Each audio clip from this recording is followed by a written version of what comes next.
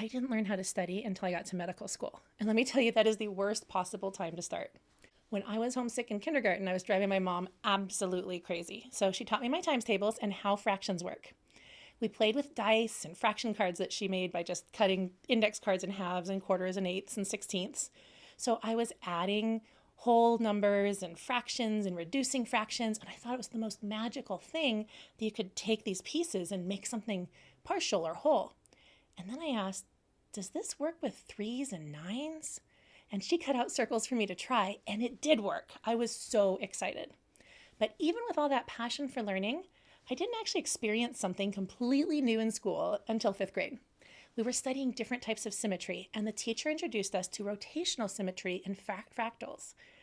I was infatuated. It was the most beautiful math I had ever seen. I rushed home, and my mom pulled out this book of M.C. Escher that she had on her shelf because she went to art school, and showed me how to draw them. Years later, when we learned how to draw fractals in geometry class, I was thrilled to be able to finally add more detail than I ever had been able to before. I felt like I struggled in physics, but I loved calculus. I still remember my calculus teacher telling me, Robin, calculus and physics are basically the same thing. And I replied, no, they aren't, because calculus makes sense and physics doesn't. I still got A's in physics without too much effort. College was even easier than high school in some ways. Less busy work, just show up, write papers, take tests.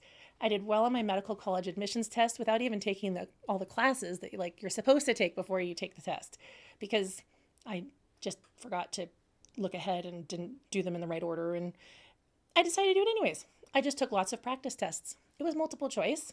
I didn't have to understand it deeply. I just needed to get the right answer. And then I got to medical school, and I crashed. I didn't know how to struggle through something that I didn't immediately understand, and it was awful. My mom did the best she could with the resources she had. Everyone told me I was smart and hardworking, and I was smart, but the truth is I'd never really been challenged. I was definitely not hardworking. I was lazy. I didn't have to try that hard. I had time to help out at home, work my way through college, and still read for fun every day. But when I finally had to push myself academically, I had no tools for it. By offering new lessons and new challenges, we're giving bright students the chance to actually stretch themselves, to learn how to study, how to think critically, and how to struggle productively. It's not about getting everything right. It's about learning to ask better questions, dig deeper, and think more clearly.